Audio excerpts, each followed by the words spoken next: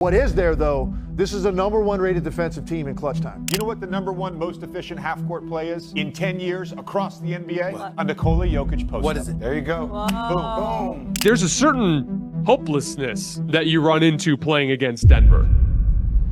So it's time to talk about the Denver Nuggets because for whatever reason, it seems like everyone doesn't want to have that uncomfortable conversation that they're probably going to repeat. In my opinion, it's practically inevitable because we're this deep into the season and the Nuggets somehow still look like the best team in the NBA when they get the ball rolling. Right now, they're in the middle of a 5-game winning streak. They're only 1 game behind the #1 seed in the Western Conference, and we're this deep into the regular season, and the starting lineup of Jokic, Jamal Murray, KCP, Aaron Gordon, and MPJ is the best lineup in the NBA with a net rating of 15.6, which is ridiculous. And despite the fact that even if they get the #1 record in the West, it's not by a wide margin, and they don't look like a historically great team from top to bottom like the Boston Celtics do this year. And as I say all of those things, yet the Nuggets still are not dominating the way that most teams would normally do, especially when you feel like they're going to just win a championship inevitably. Even if they do get the #1 seed out West, it won't be by a significant margin. They probably will not end up with a record as good as the Boston Celtics. Matter of fact, we're at a point in the season where that's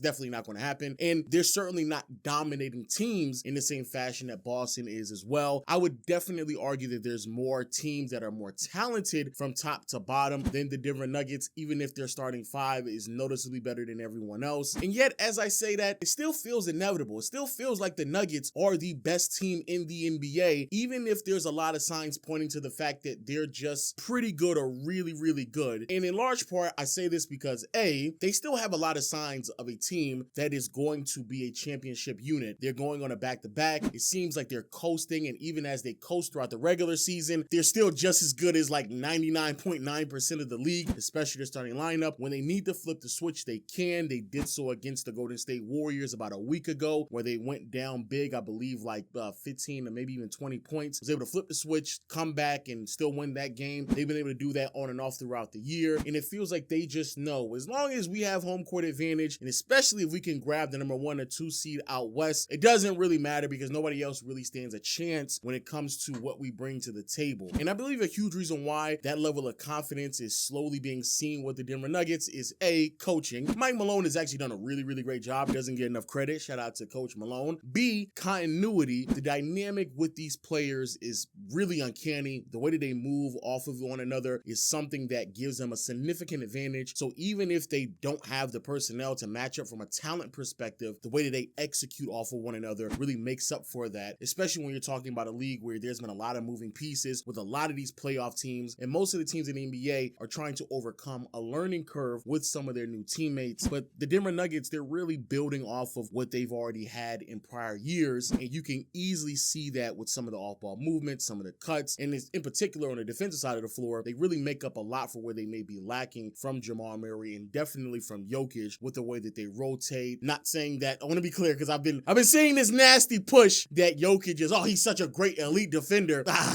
He's probably better than what a lot of people make him out to be, and I think a huge reason for that has to do with, again, the continuity and the makeup of this roster defensively. When you have so many players on the same team with one another who played alongside one another for this many years, the rotations are seamless. It's like clockwork. Everybody knows where they need to go to, and so Jokic doesn't have to overextend himself so much so that his liabilities will start to show as much. And also, let me say this as well before I even go to the Jokic talk. Jamal Murray, and not even just Jamal Murray, I think a lot of these players on this team, especially the starting 5, the numbers don't really do them justice. And what I mean by that is the way that they play basketball in the regular season. I've actually spoke about this with quite a few people before. I believe when it comes to the Denver Nuggets, the way that they play basketball in the regular season, it's not like other teams where you really try to maximize every single play with some level of efficiency, right? Most teams try to maximize their offense with a rate of efficiency, and they do so by shooting a lot of threes, getting to the basket, or getting to the free throw line. Whereas the Denver Nuggets, what they do is they maximize their offense through counters. And sometimes those counters, and actually a lot of times those counters, are not the most efficient shot available, but it is the best shot, or it may be the most open open look that they're probably going to receive. Meaning that though this team may not dominate and put up a bunch of three-pointers or get to the free throw line at an alarming rate, but what they do is they always find a way to get quality looks. And again, those looks, more times than not, are going to be mid-range jumpers, they're going to be floaters, they're going to be runners, they're going to be post-ups, but they execute on those so well that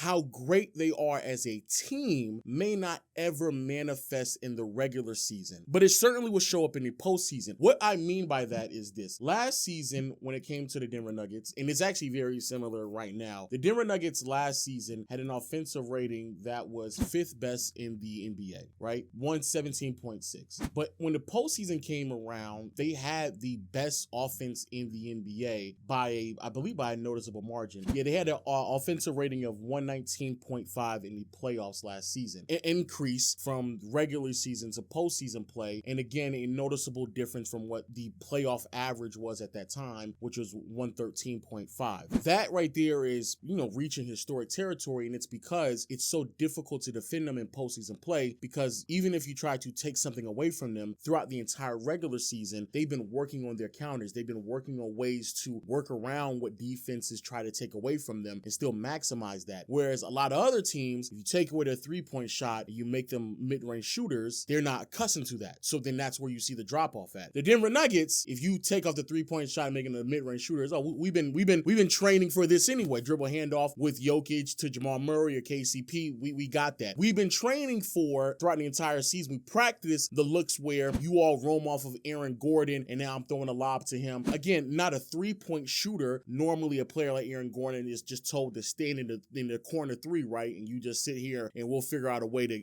incorporate you in offense. But now we've already worked on the counters. And so then when it comes to the playoffs, when teams are a bit more strategic and they're definitely more laser focused on your weaknesses, everything that you try to make a weakness for us, we excel in those things. And so now this season, the Denver Nuggets, who have the 12th best offense in the NBA, really and truly doesn't feel like they're that close to being average. It still feels like they have the potential to be the best offense in the league, because when push come to shove, there still isn't an answer to all the counters that they present to a defense. They have every answer to what the defense tries to give to them, but the defense may not be prepared for every type of shot that they have the ability to make. And I think that's what really separates the Denver Nuggets. They'll never probably be a number one ranked offense. They certainly won't be a historic one, but what they will be is a more than competent one. And in the playoffs, they'll still be extremely great. So 12th best offense in the NBA certainly does not give an accurate depiction of how good this team is. And I feel the same way with Jamal Murray only averaging 20 points in the regular season. As we all know, when the postseason comes along, he gets into it. The offense is more focused around what he can do, and so his numbers go up. Similar things with like Aaron Gordon and MPJ. They, on any given night in the playoffs, can have moments where they score way more and look much more efficient than what they've looked like so far this season. And as we all know, this is 100% true for Jokic. Jokic this season is having another year where he is scoring sub 30 points per game, averaging around 26 points, 12 rebounds, 9 assists, which is just ridiculous from a center, and shooting 58% from the field, 34.5% from behind the arc, and 82% from the charity stripe. But we all know that 25 points per game, that's not an accurate depiction of who Jokic is as a scorer. Similar to last season as well, when a regular season, Jokic is only averaging 24, 25 points again. But we all know when the playoffs come around, he's not going to do that. He upped it from 24, 25 points to 30 points, similar to Jamal Murray. He went from a 19, 20-point scorer last year in the regular season to a 26-point per game scorer in the postseason, right? So the opportunity for this team to rise in the postseason is still available because they work on their counters. And I do believe this is a huge reason why Jokic is the best player in the NBA. It does feel like, and maybe I'm wrong here, it feels like this is a conversation that everyone is afraid to have, and they don't want to admit it. People are just preparing for something to happen, and they just don't want to crown Jokic that unanimously, even though everything points into the direction that that's exactly who he is. I hear conversations, and I think they're just really nonsensical and naive. Oh, well, we got to give the MVP to Tatum. We got to give the MVP to Shea. And I'm not saying that Shea, in particular, definitely Shea, has not earned the right to be in a conversation. But if the argument was, hey, we're not giving the MVP to Jokic last year because he already won 2 and he hasn't had deep postseason success, Nets? Well, he rose to the occasion last year, made a deep postseason run, won a championship. So now what will be the excuse? Ironically enough, you all gave it to a player in Joel Embiid who's never made it past the second round, but never here nor there. So now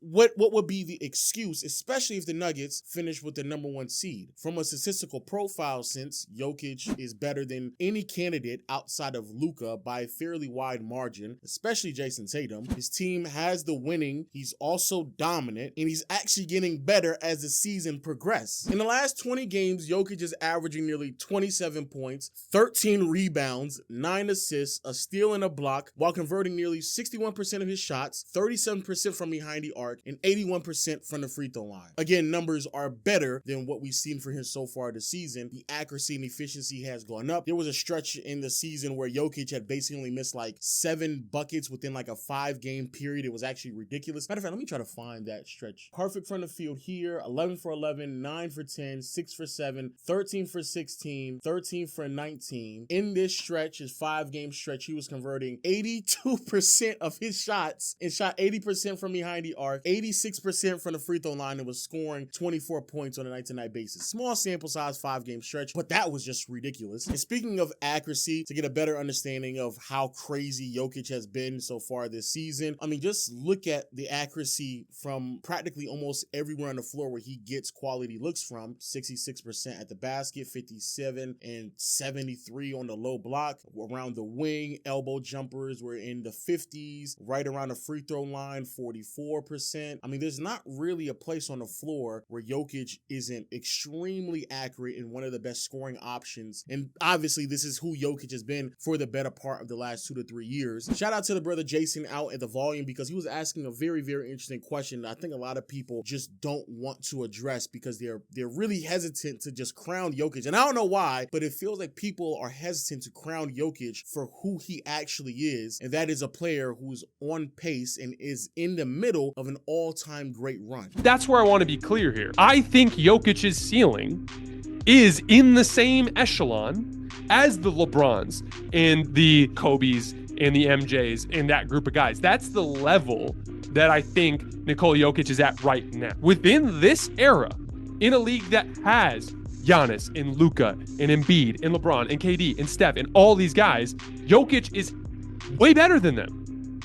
At least substantially and clearly definably better than them. And to me, Jokic is better in his era relative to his peers than KD and Steph ever were relative to their peers in their era. Now, in my opinion, comparing Jokic to like someone like LeBron is very, very difficult to pull off, because I do believe LeBron was able to match all-time great offense with all-time great defense at his absolute peak. Obviously, Jokic doesn't do those things, but from an offensive standpoint, it's getting really hard to ignore the fact that I believe I'm watching one of the top 3 to 5 offensive players in NBA history. It's really hard for me to ignore what I'm seeing. We are talking about someone who's one of the best scorers in the NBA, matched with what, in my opinion, is the best passer in the NBA. I also believe, in a general sense, Jokic is one of the best passers the league has ever seen. I don't believe that you could confidently claim that there are 7 players who pass the ball better than Jokic. And if you can, Jokic would be right at number 8. I don't believe that you can. In my opinion, I think he's like a top 5 passer of all time. And what really, really separates Jokic for me from a lot of other offensive players is how quickly he moves off the ball. He's able to get quality looks and effective looks while never really dominating it. Sure, he gets a lot of touches, but he's only handling the ball 2 to 3 seconds, moving it from one player to the next, dribble handoff, and it just flows. The motion offense flows immensely. In that sense, Jokic is very unique, especially when you compare him to other great offensive weapons over the past 20 to 30 years, in particular the ones that normally record 9+ assists, because those players tend to have to dominate the ball. They have to control and dictate how the action happens and really put pressure on the defense with their ability to drive down to the paint and have the defense collapse on them. Jokic doesn't have to do that because A, he's a center and he's initiating the offense outside of the paint. So he's already pulling the big out of the lane, which means that not only do I get quality vision from my three-point shooters, but now even cutting to the basket, we get quality looks because the opposing team's big man is removed from the lane. But also, I can score with the best of them. And then also, I'm a mismatch problem for basically everybody else in the NBA. I do believe Jokic does benefit immensely from the league that he plays in. Sidebar, everybody does, right? Jokic is not the only one who's going to benefit from the era that he plays in. Michael Jordan, you like it or not, in the 90s was really one of the only perimeter players that was that athletically gifted, had that type of fundamental, had what was like just all around that great from a player's perspective athletically. There really wasn't that many perimeter-oriented players that can keep up with him at all. Shaq was overwhelmingly bigger than a lot of other players. Same with LeBron in his position. Same with Kevin Durant in his position, right? So I hate this idea that, we have to tax Jokic heavily because he's in a league where there's not that many dominant defensive bigs, even though I think that Jokic was still favored fine with a lot of other dominant defensive bigs throughout NBA history. But nevertheless, I do still feel like because there aren't, it does put a lot of pressure on opposing teams' defenses, and it kind of just leaves you hopeless because you really don't have an answer. And I think that right there is the biggest reason why I feel very comfortable and confident making this video, not only because I think Jokic is the best player in the NBA, but I also believe the reason why quiet is kept, people feel like the Denver Nuggets really are going to go back-to-back winning another championship is because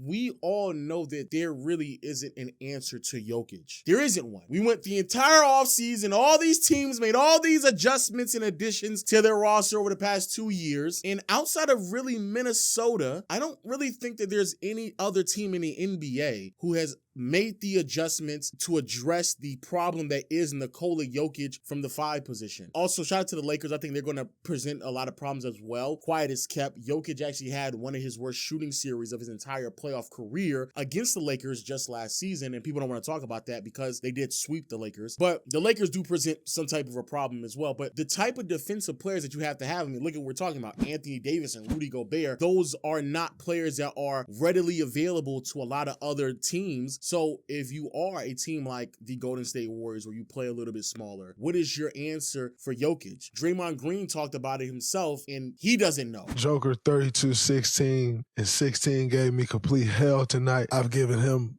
a little bit of hell on some nights, but he gave me total and complete hell tonight. And I had absolutely no answers. If you are the Oklahoma City Thunder, a young team, has a 7-footer, but Chet Holmgren, he's thin, right? He doesn't have the ability to bang down low with Jokic. So what is your answer there? If you are a team like the Clippers where you struggle defending Jokic for the better part of the last 3 to 4 seasons now, what do you do? Same with the Phoenix Suns, same with the New Orleans Pelicans, same with the Sacramento Kings, because Domantas Sabonis ain't really doing much. How exactly do you slow down Jokic? Because I do believe it's easier said than done. People say, just make him a score, but I don't know if y'all know he has the ability to start dropping y'all off in the postseason. People say, don't let nobody else beat you, let him just score, but that's easier said than done when he can make passes and make reads that you are not anticipating. And I think the biggest thing, and I cannot reiterate this enough, is the chemistry, the continuity, and the coaching, the 3 C's to a lot of success. I think the Denver Nuggets, the biggest reason why they are so successful, the biggest reason why they have the ability to flip the switch and they feel like a team that's been there before, that feels like a championship unit, and that clearly feels like they can go to another level, is the fact that they've played with one another long enough. They've built a level of chemistry and continuity amongst one another. The coaching is there, the execution is there, and so they can beat you meticulously every single night, and there's nothing that you can do about it unless everybody else on your team defensively is on point. And most of these teams, that's not the case. Most of these teams have seen significant alterations to their roster over the last 2 to 3 years. And so you could genuinely just lose a series to the Nuggets just off of the simple fact that they're going to out-execute you. I believe that's probably the biggest concern with the Nuggets, is that at the end of the day, down the stretch of a tough playoff series or even a regular season game, you could simply lose to the Denver Nuggets because they're just going to out-execute you. They're going to make the right decisions, and if